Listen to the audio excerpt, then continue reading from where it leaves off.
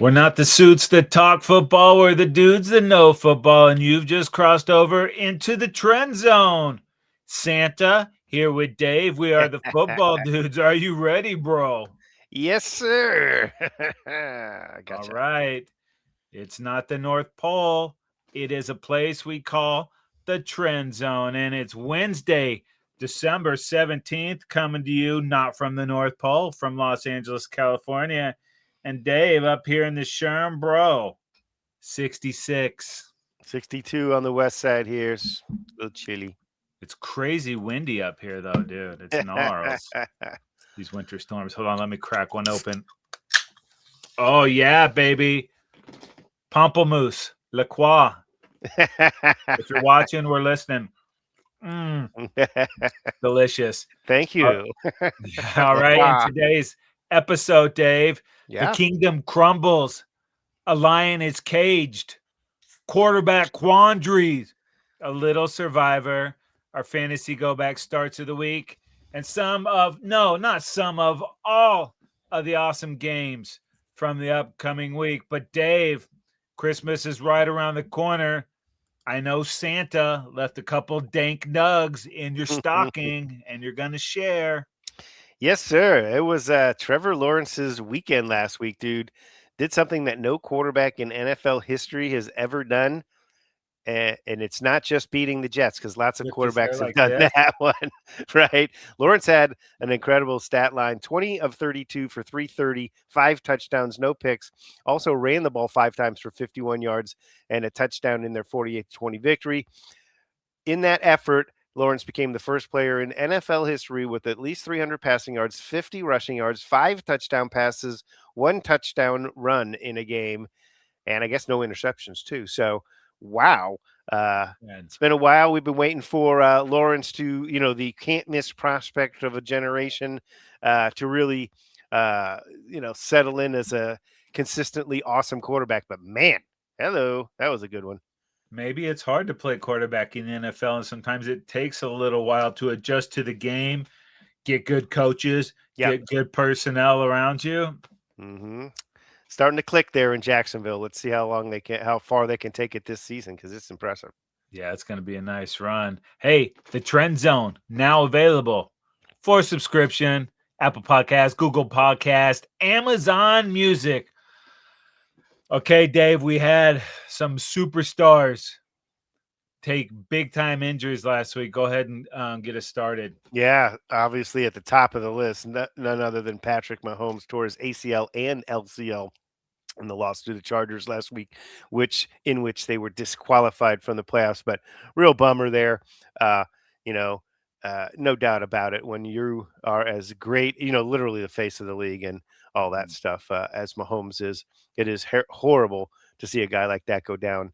Um, and it's going to be a long Dude, recovery, 9 months. we've talked about it all season. This guy has had to do so much for this squad, especially running. Like a Yep. quarterback, you're going to take some hits, but he's taken way too many there. And I know this was a semi non-contact injury, but Yeah. it's that beat down you're getting constantly every week, and all that stuff adds up, man. And it is a Yeah. total bummer though, but hopefully he can come back.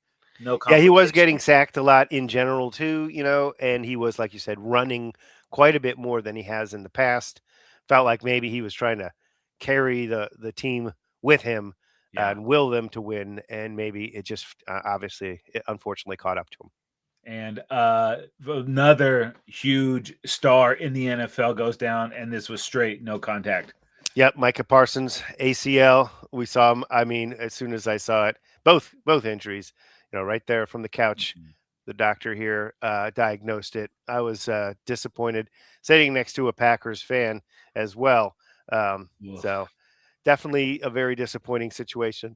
Micah Parsons going down there, and again, just like Mahomes, it's about a 9 month recovery. So maybe ready for next season.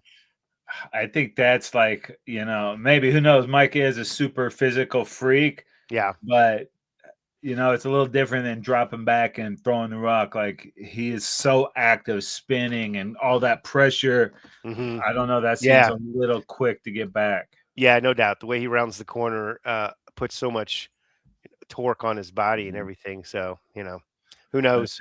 Anybody can do it. It'll be Micah. Yep. All right, Dave. We just talked about Trevor Lawrence finally giving us a performance we've been waiting on.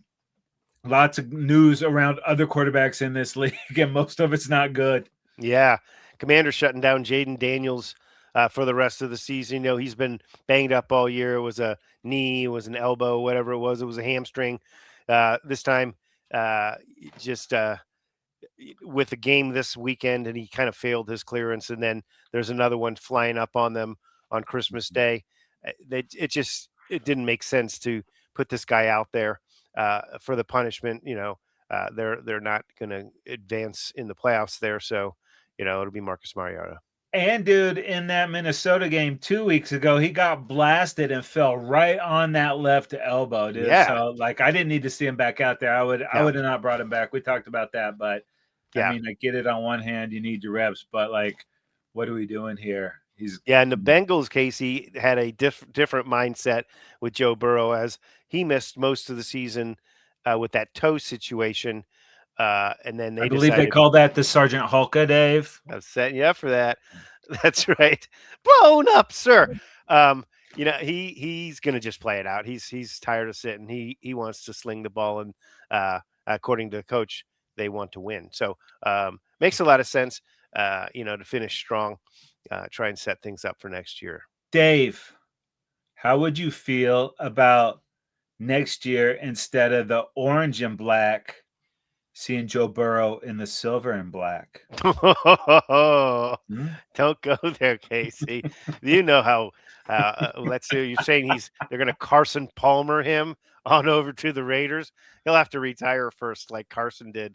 And you know how that organization is. They're not letting go of their best quarterback there ever. So, yeah, I don't see that happening. And this next, I don't like the idea either. Yeah, this next guy, he's no looker like Eli Manning was, but he can play pretty good quarterback. Yeah, Jackson Dart, though, checked out for a concussion again. That was his 5th time in last week's game. He thinks they're kind of targeting him or something, but honestly, you know, the guy. Dude, when you come out as a rookie and you tell the rest of the NFL, I'm not changing the way I play, I've always played this way, it's like, you know, I don't know, it's like rubbing meat juice all over yourself and jumping into a cage with like a tiger. Yeah, I don't think that, you know, we've had this discussion, obviously, in previous episodes. I wanted him to get snaps.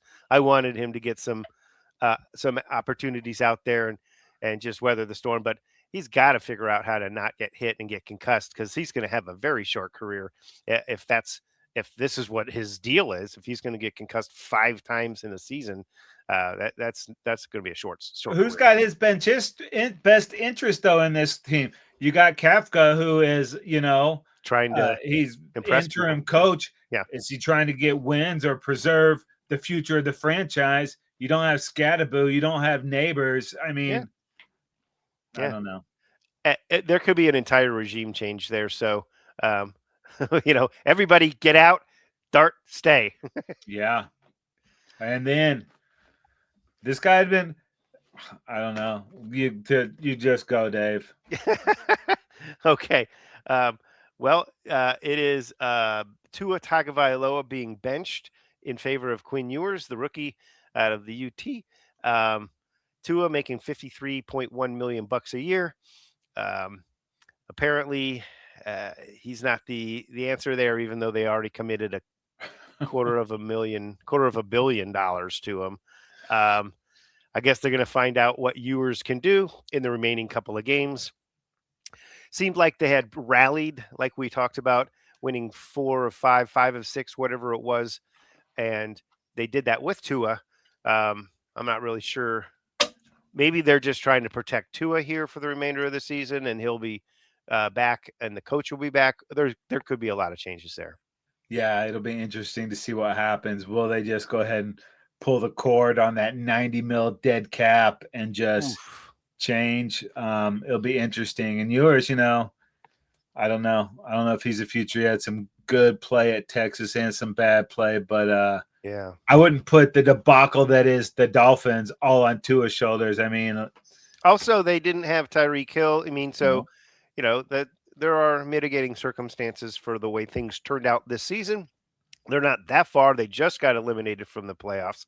So, I mean, I don't know. I mean, I think again, maybe they just want to protect him and see what Ewers brings. Is he going to be a quality backup in the future? Yeah. All right. And it's about the time of the year when people around the Jets organization are getting fired, Dave. Yeah, Steve Wilkes, now a former coach who was became a coach because of his defensive coordinating prowess, is playing under a defensive coordinator, become head coach there with the Jets. He takes the fall here after last week's debacle against the Jags. Was it Um, Wilkes that traded Quinn Williams and Sauce? I don't know that he had any control over that, Casey. So but they take players away from him, then take his job away from him.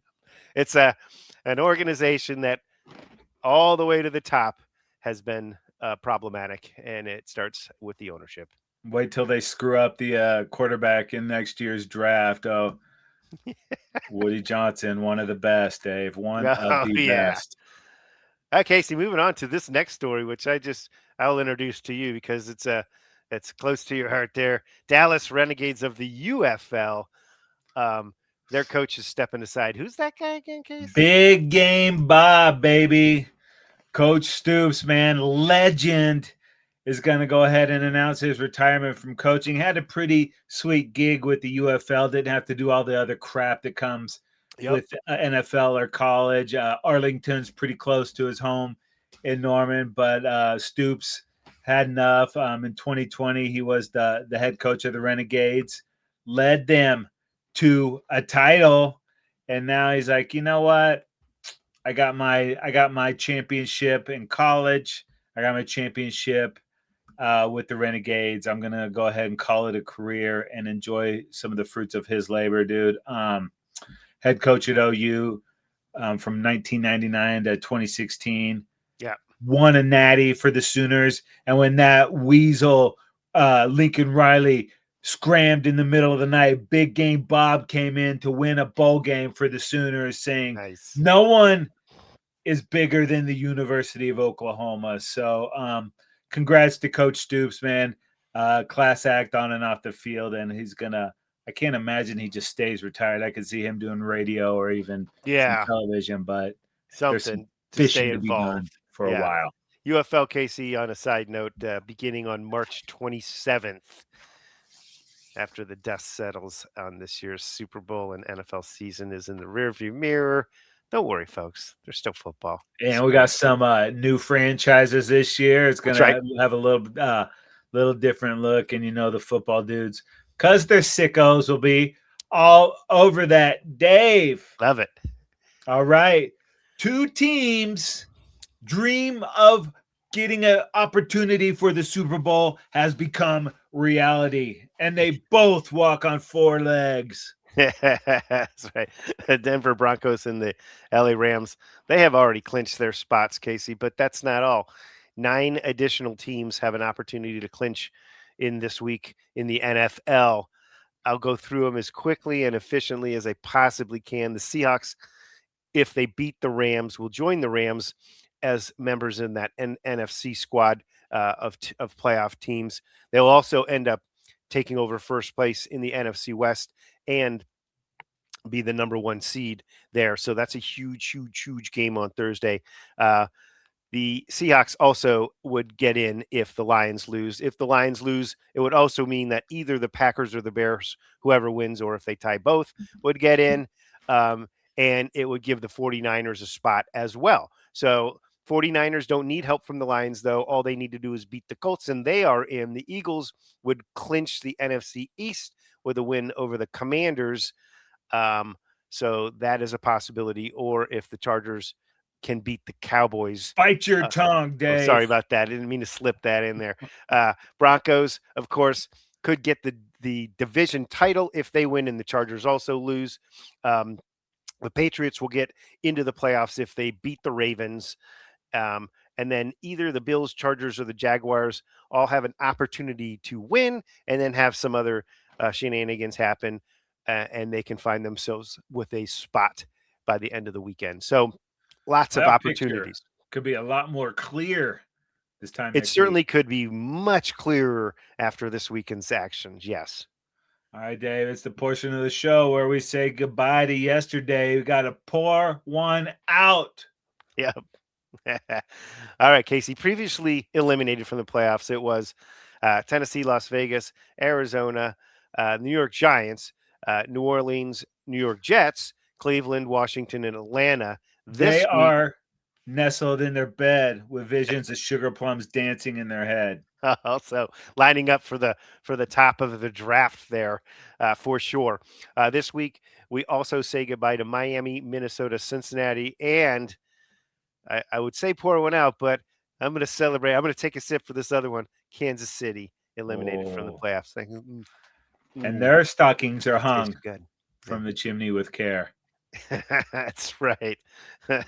They got cold this year, Casey, after all of the success that they've had. So Well, we're about to lay on the people 4 players that did not get coal in their stocking because it is time for total fantasy domination. Dave, give me a quarterback. yeah, this is my quarterback. Actually, on my fantasy team, my Lightning Strikes and the Jacksonville Jaguars. We talked about him already. Trevor Lawrence with a ridiculous game, 330 pass yards, 5 touchdowns passing, 51 rush yards, and a rushing TD. Woo-wee.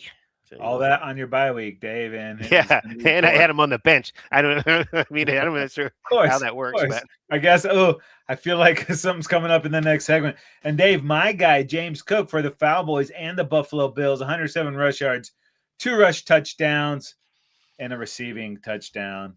yeah. How about Amon-Ra St. Brown at wide receiver for Chuckles, who's my opponent this week, and the Detroit Lion, 164 yards and 2 receiving touchdowns for St. Brown. And this guy was just floating on the waiver wire. Kyle What? Pitts, baby, 166 receiving yards and 3 receiving touchdowns. Somebody grabbed him so that they can put him in for like his follow up, the chasing of the points. I might just pick him up to be a jerk to the rest of my league. Dave, it is time for our fantasy go back starts of the week.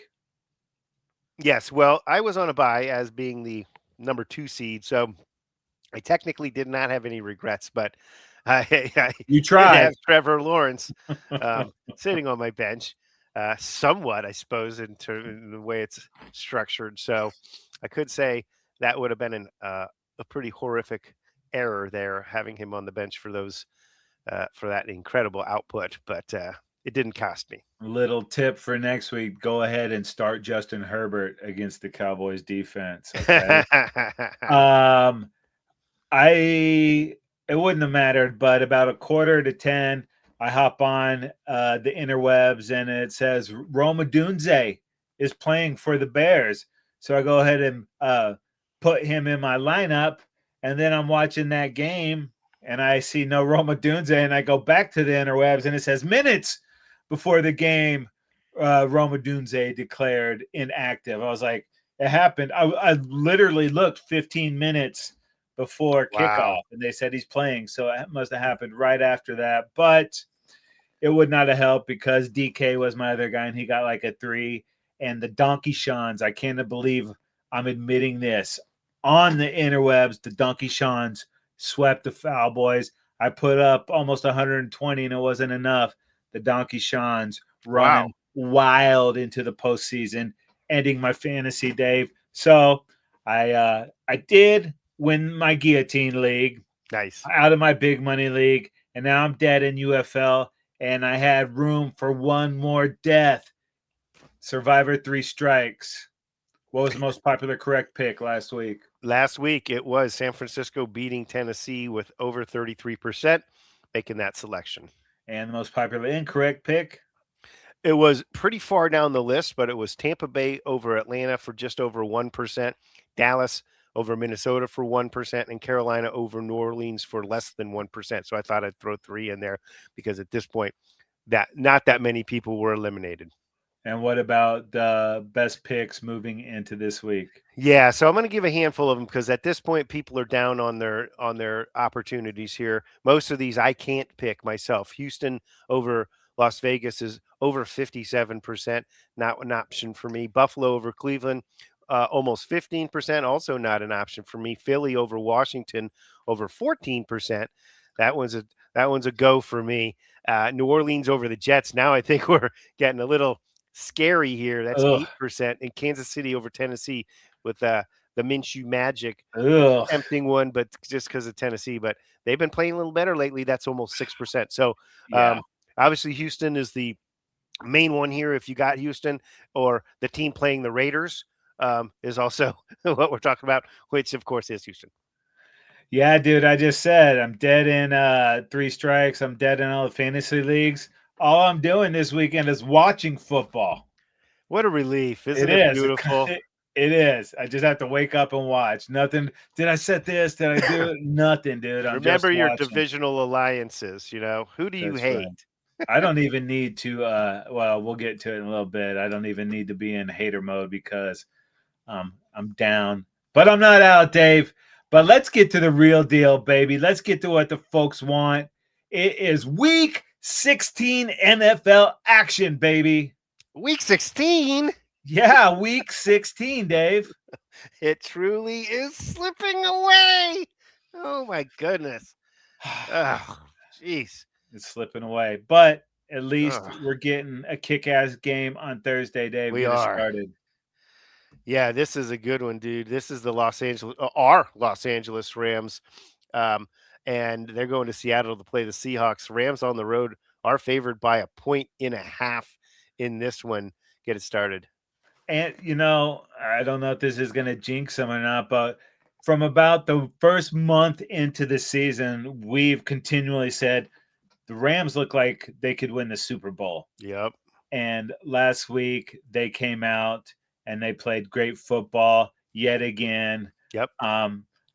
Corum and Williams are Corum is starting to get a lot more action, and it's not a let off, dude. Both those guys are running the rock extremely well. Obviously, Puka Nacua is one of the best out there. Devontae Adams he got a little banged up, so they're gonna maybe sit him for this one. What I liked about last week is what the Rams were down 10 points in that game, and it didn't look like it was going well. And then they just kind of got it going and overwhelmed the Lions and end up putting 41 on those Lions. Yeah. And just impressive the way that they did it. And now they're going to play Seattle, who I've already beat once. And then that last game, I think Darnold will probably get into it like 4 interceptions against these Rams. Yeah. So a lot at stake in this game. And I just want to say real quick, Dave, Seattle's wearing those rivalry uniforms, and they are sweet. Okay, I have not checked them out, but I'm looking forward to that for sure. So the Rams are just going standard?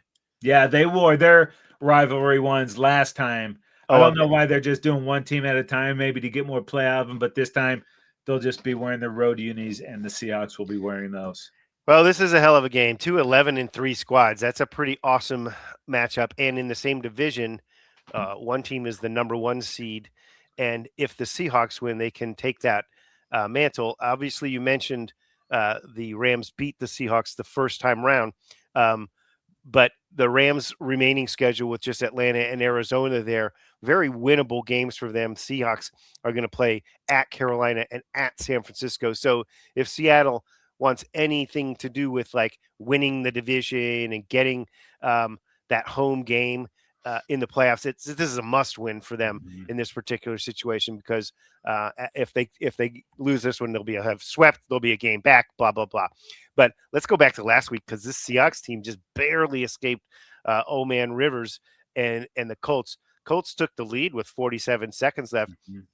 If it wasn't for Rashid Shaheed, who hadn't done a heck of a lot since they traded for him, really, with a nice kick return, then a couple of completions, and they set up a big kick to win the game. I mean, their kicker, Myers, is phenomenal for them. Lane Myers from the 1980s classic Better Off Dead? I think it's Jason Myers, if I'm not mistaken. Not the same Myers. But I'll tell you what, this Seattle team didn't do a lot last week Mm-mm. to earn that win, but they did what they needed to do in the end. I mean, Charbonnet with 31 rushing yards, Walker with just 17. Smith and Jigba did his thing with 113, but I mean, they narrowly escaped that game. They've got to play a lot better football this week at home if they're going to beat these Rams. Simple as Yeah, that. dude, and it's like you said, at Carolina, at San Francisco at the end of the season, both those teams likely in the playoffs. Maybe even see Carolina again in a couple weeks, depending how it goes against their games with the Bucks coming up. But huge game, massive playoff implications, and yeah, dude, what a way to get it started. All right, up next, part of a Saturday doubleheader. If the three college football playoff games weren't enough, let's go ahead and throw in a NFL doubleheader. We're going to get it started. NFC East, Philadelphia Eagles at the Washington Commanders, and the Eagles are 6.5-point favorites. Yeah, and this one, Philly snapped a 3-game losing streak. Everyone was freaking out there. They destroyed the Raiders 31-0 last week, holding them to just 75 yards on offense. They just got to get a Oof. win over Washington, and they'll clinch the NFC East. And then at this, if they don't somehow get it this time, they go at Buffalo. That's a tough game there, and Buffalo needs every win they can get. But then they have one more game hosting Washington to finish the season. So looking good for Philadelphia to find a way to wrap up that division likely this week. Washington, though, on the other side, snapped an 8-game losing streak, beating the Giants last week, 29-21. And they're not having the season they hoped for. We talked about it previously. All the injuries to Jaden Daniels, he won't be playing. And it's not just him. Other guys on the team, they lost Eckler. McLaren in and out of the lineup from week to week. Just nothing like the NFC championship game they attained to last week. So maybe they got there too early last year, fell back to earth this year. But next year looking pretty good for this team, but yeah, they're just riding it out now. Yeah, dude. It helped that the Lions had 5 turnovers in that divisional round last year, but yeah, it is what it is.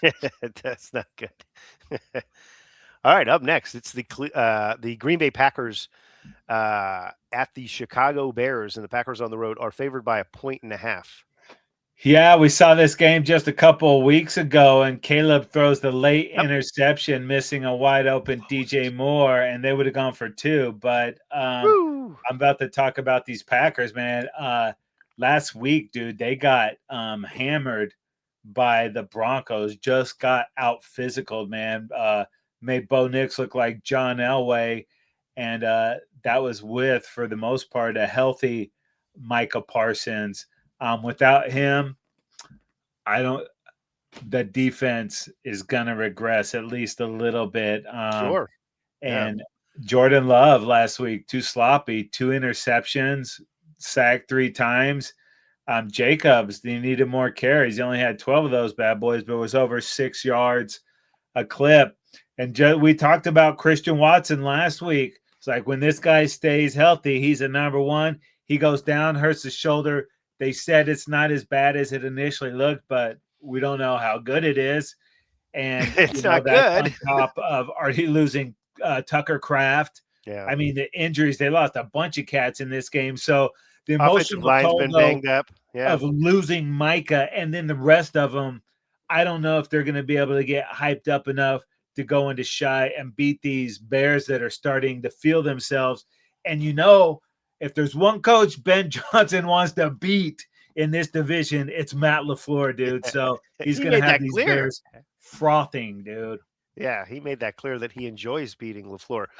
The Bears here, they went from that number 1 seed briefly. They lost that game to the Pack, went to the 7th seed, and then getting the W last week in impressive fashion. They destroy the Browns 31-3. They're back up there. I believe they're the 2 seed now. So an awesome game last week. They destroyed Shedeur Sanders and the Browns, sacked him 5 times, got 3 picks, just really, really shut down the Browns. So the Bears defense really looking pretty good there. But Ben Johnson and Caleb Williams got it kind of dialed in here, putting up 31 points on the board. That Caleb with run game, bro. Holy right. smokes. 2 touchdown passes for Caleb Williams. Swift with 98 yards and two touchdowns. Manungai 33 yards. On top of that, two of the receptions go to DJ Moore for the touchdowns there. How did Ramadunze do? Well, he's not on the list of players that received a football pass from the quarterback, so I don't think he put up any points at all. Yeah, no yards, no stats. This is a huge game, dude. Can't wait to see Huge it, game. man. Huge game because obviously the Bears can really separate themselves with the W here at home. It's going to be cold, but that's that doesn't help either team. They're both cold weather teams, but yeah, just an awesome game. We'll see. I thought a full strength Packers team is more than the Bears can handle, but looking like this might be the Bears for the taking here. Let's see what we got. Gonna be good. All right, I'm moving on to Sunday's action, Casey, in the early slot of games. We had it started with the Bengals at the Dolphins. The Bengals are favored by 1.5. I don't know if that has altered since the benching of Tua, but certainly Bengals favored on the road. Yeah, dude, but the vibes are not great with the Bengals coming off that 24-0 loss at the Ravens. Ooh. During Thanksgiving, they beat the shit out of the Ravens 32-14 or whatever it was. And then last week did not score a point, man. The vibes Unbelievable are low there. They've got a lot of money out on quarterbacks and receivers, and the defense is not great. And then we're going to see Quinn Ewers getting his first NFL start with the Dolphins. So I don't really know what to expect out of that game. Of course, we're going to watch it, but yuck. Oh, yeah, I mean, got to assume Burrow and that offense can put enough points on the board to make it. I mean, they didn't score do anything last week, right? So they bottled up some points, and they're going to unleash them on the Dolphins this week. Can Quinn Ewers put some points on the board? I don't know. Cats should be fighting for the jobs. We'll see. All Big right, time. Dave. This looked like it was going to be great, but it's not gonna. It's the Kansas City Chiefs at the Tennessee Titans. And the Chiefs with the Minshew Magic are still 3.5-point favorites. That's right. Well, it's more so a reflection of the Titans, but they have been playing better lately. But let's start with the Chiefs knocked out of the playoffs last week by our Los Angeles Chargers, 16-13. Welcome aboard. They won the AFC Chiefs. The Chiefs did the AFC West 9 times in a row. Little accolades here. They reached the Super Bowl in 3 of the last 3 seasons, winning 2 of them, and went to 5 of the last 6 Super Bowls. So I can officially say I'm disappointed in Mahomes, honestly, but in being hurt. But I am not disappointed to see the Chiefs left out of the playoffs. I'm very happy for that. On the other side, the Titans have been playing better, as I mentioned. They beat the Browns 2 weeks ago. Before losing to the 49ers last week, but it was a competitive game, 37-24. I expect this game to be competitive for the first half. That's how the Titans like to do things, and then the Chiefs should probably pull away. Minshew's got plenty of snaps under his belt that he'll be able to guide this Chiefs team. I think the Titans are going to win this. I like the way Tony Pollard's been running the ball the last couple of weeks. Yeah. Cam will get that thing figured out. He needs more talent there, but the Titans are at least playing hard. I agree with that. Okay, moving on to Buffalo Bills at the Cleveland Browns, and the Bills on the road are favored by 10. Yeah, they keep their dreams of the AFC East alive by beating the Patriots last week down. What was it, 24-0 at halftime? It was 21-0 and then 24-7 by the time halftime happened, but it was 21-0 for sure. Yeah, and that wasn't enough. And man, if you were on the Twitters last week, I don't know why all these dumbasses, dude, they tweet so much crap out at halftime. It's like, yo, the game is 4 quarters long, but Josh Allen did his Superman thing. Wow. And I just don't know that's sustainable all the way to a Super Bowl.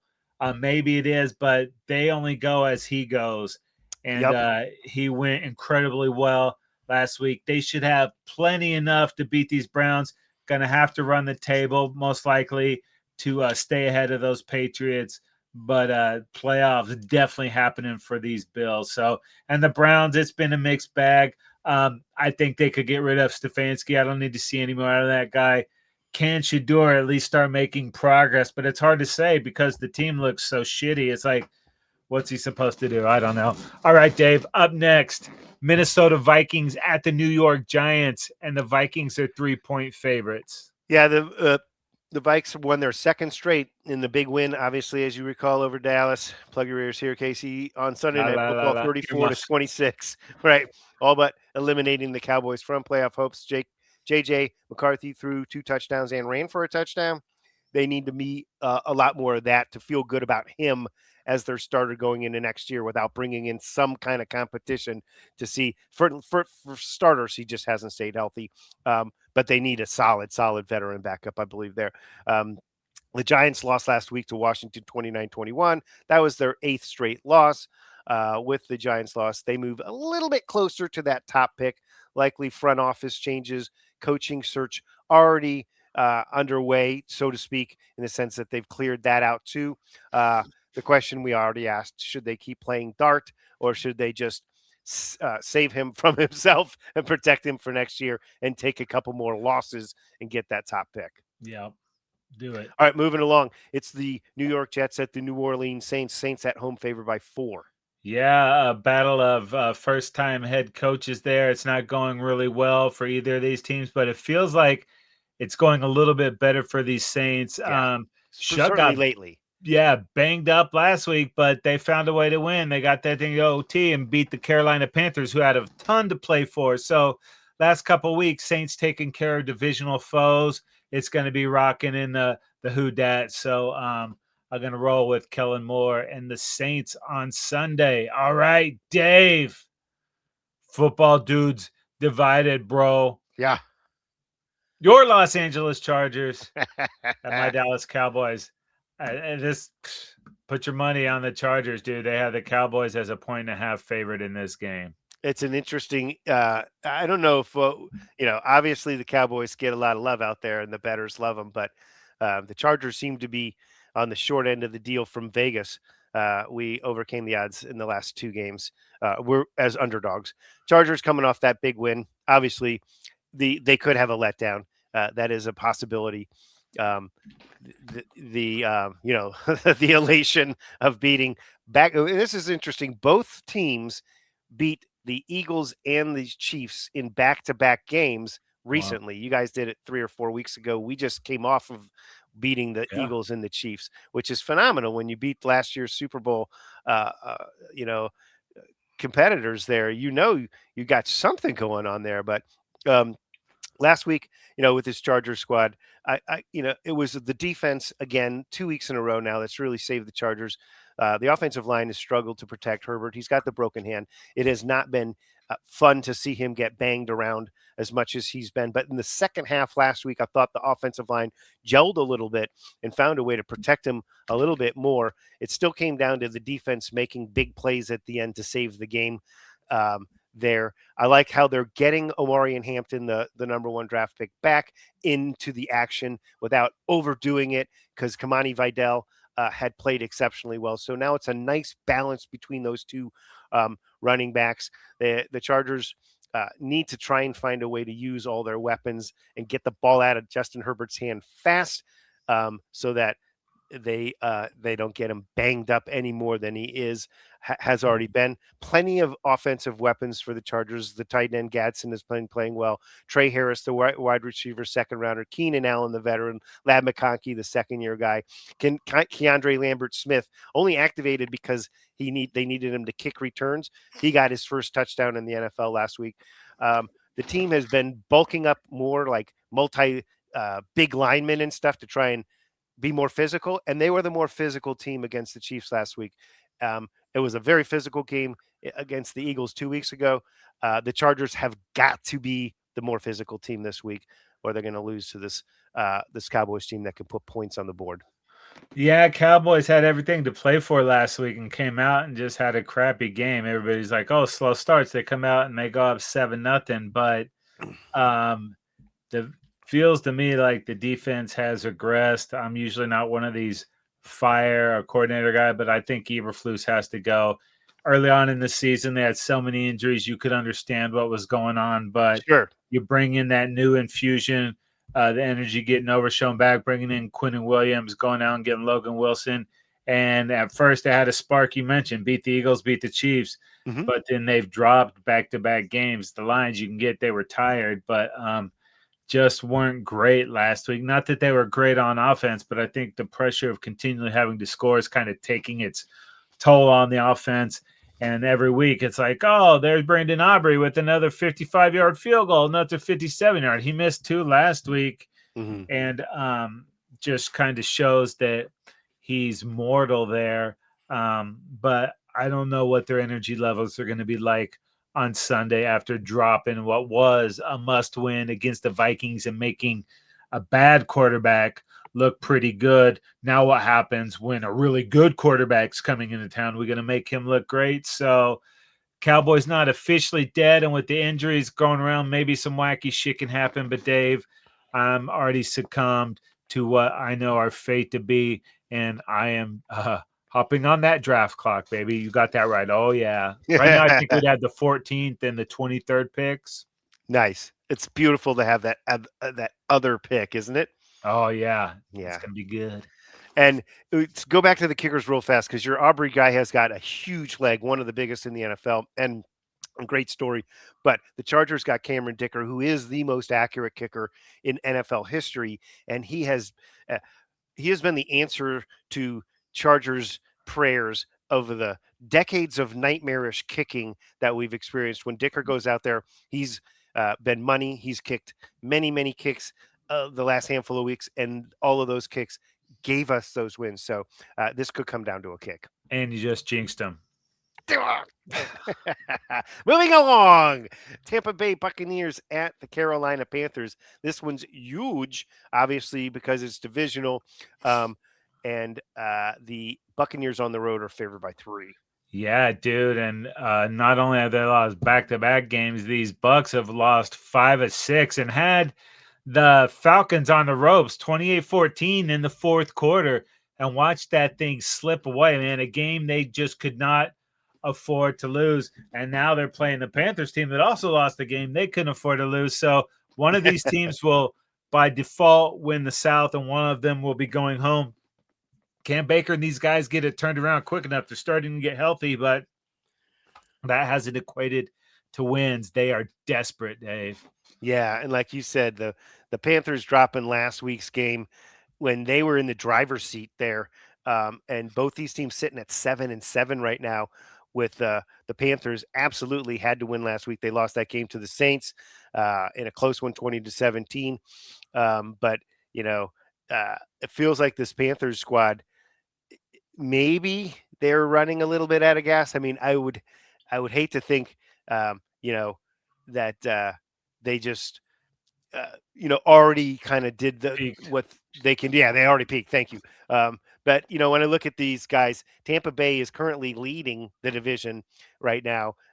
Even though both teams are 7-7, and Carolina is outside of the playoffs looking in. So really crucial game for both squads. Carolina, yeah, they got to muster up their best game, get Dowdle going. But it's hard to bet against, you know, Baker because he's got that mojo, and I don't know that Bryce Young's bringing that quite yet. We'll talk about those Panthers peaking. Sometimes when you eat those shrooms, you think you're peaking, but there's another level. So maybe the Panthers can get there. That's right. Dave, speaking, well, no, not good trip. This is a bad trip, bro. The Thank you. Las Vegas Raiders at the Houston Texans, and the Texans are 14-point favorites, and that might not be enough. Yeah, I mean, take the Houston and the points, man. The Raiders current 8-game losing streak that began with a 31-0 shutout at Kansas City, with the Raiders gaining just 95 yards in that game. Ugh. That streak continued last week with another 31-0 shutout at Philly, where the Raiders just gained 75 total yards. So they're creating like new levels of really bad offense, currently the number 2 pick in next year's draft, and they have no reason to want to win this game. They need the highest pick they can get. Houston on the other side, surging over the last half of the season, really after a slow start, riding a 6-game winning streak. Currently the 7 seed in the AFC, but they've got their sights on climbing up the board there. They're the top defense in terms of yards per game at under a 270 yards a game. Points given up, they're the top defense with 16.3 points given up a game. This should be a blowout for Houston. Yeah, I know it's crazy to throw shit out here like this, but I could see these Texans winning the Super Bowl. We'll have plenty of time to talk about it, but Yep. they got it going. Wow. All right, up next, it's the Atlanta Falcons at the Arizona Cardinals in a bird battle that doesn't have a lot of significance. No, you would think these birds of prey would have a little something more going, but they just don't. Although the Falcons did get up out of the nest and beat the Bucks, who did have a bunch to play for last Yep. week. Kyle Pitts coming out of nowhere, man. So there's pieces there with the Falcons. I just don't know why it's not better than this. And then the Cardinals, there's no answers to anything there right now, other than Mike Wilson is really coming to his own as an elite receiver. Other than that, I could see them blowing the whole thing up. We don't think Kyler's going to be there. Next year, will Gannon be TBD? All right, Dave, up next, it is the Pittsburgh Steelers at the Detroit Rock City Lions, and the Lions are favorites by 7. Yeah. How about this Steelers squad coming off an impressive game last week?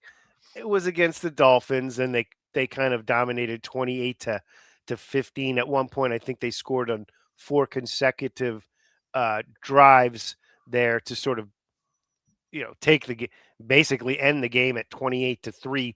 Aaron Rodgers with a really nice kind of game there, 23 of 27, 224 and 2 touchdown passes.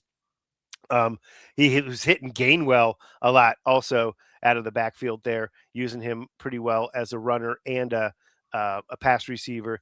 And Metcalf with the touchdown receiving. Valdez Scantling, MVS. There you go. Also coming off of the scrap heap basically to join the squad. And when Rodgers trusts somebody, then that's a guy that he's in the circle of trust, Dave. Right there it is, simple as that. So Steelers, they're in good shape right now. They're hosting a playoff game as we speak. So can they beat this Lions team again? A wounded, desperate Lions squad. And dude, last week the Lions came out on fire. I think we said it's like they jumped up on the Rams 10-0. And you're like, after what they did to the Cowboys, you're like, oh, maybe these guys are finally starting to get it going. But they got shut out in the third quarter, and they only had 10 fourth quarter points, and the Rams outscored them 24-10 in the second half. But you look at Goff's numbers. He's hideous. 25 of 41, 338, 3 touchdowns. That's pretty good. Amon-Ra St. Brown, 13 for 164, 2 TDs. That's good. Jamison Williams, 7 for 134 and a touchdown. That's great. But between Gibbs and Montgomery, they only had 70 yards rushing, dude. That run game has to come back. It was such a big part of what the Lions were doing. So they got to find their mojo, and time is running out, dude.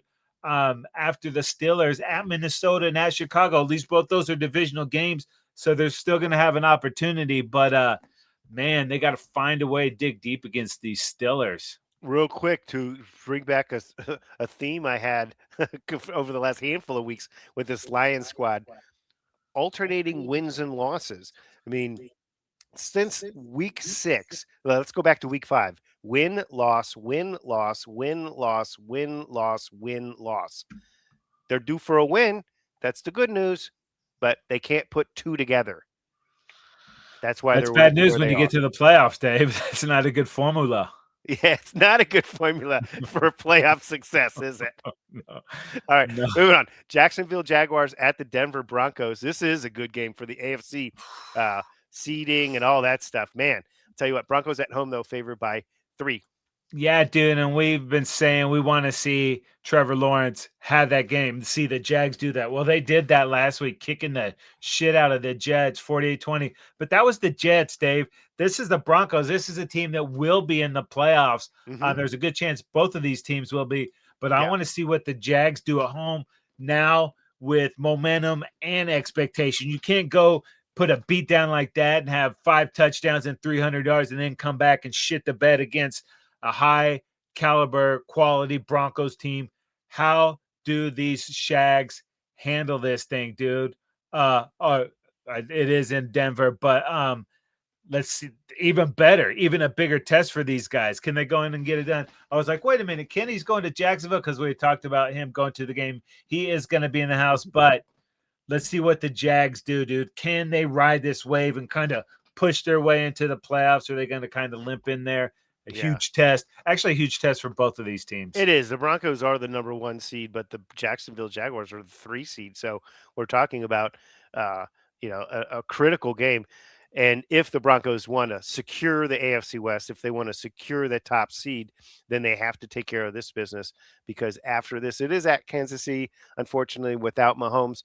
But then they finish off against the Chargers. If they drop one of the games and the Chargers end up in that last week with an opportunity to actually steal the division from the Broncos. Broncos can take care of business by winning this football game. Last week they did beat the Green Bay Packers 34-26, but at one point they were down in that game. It seemed like whatever it was, 23-9. So they were down by 9, right? But then a Patrick Surtain pick kind of swung the momentum in their favor. It was a really nice game again for the quarterback Nix with 4 touchdown passes. They haven't run the ball as much as I'm sure the coach would like them to run it, but a nice group of receivers. Sutton caught one, Franklin caught one, little Jordan Humphrey caught one, and then former Chacha Michael Bandy caught another touchdown pass. So distributing the ball well. This guy does not take sacks, Bo Nix, at all. So forget about trying to sack him. He's as shifty as you can be back there, and he gets the ball out of his hands. This is a huge game. Absolutely. Oh man, it is going to be good. Might be a little better on Sunday night. We got the New England Patriots at the Baltimore Ravens, and the Ravens are 3-point favorites at home. Whew. And how about this Patriot squad last week?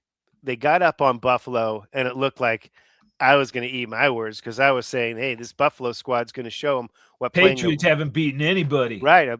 I said it. They have the teams they've beaten have been below average teams, their win-loss record.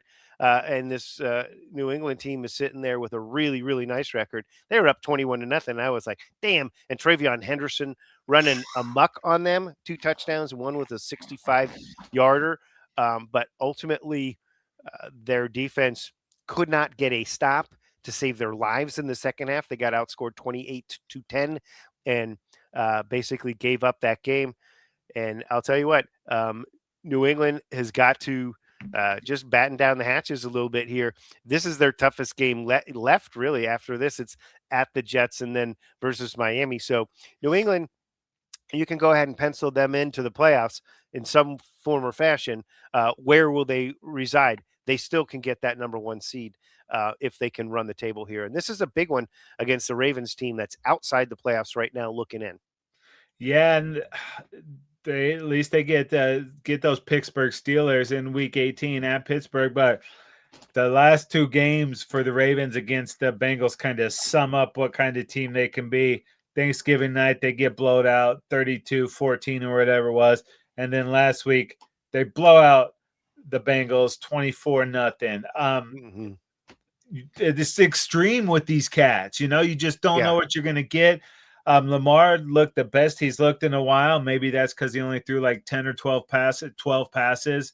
Yeah.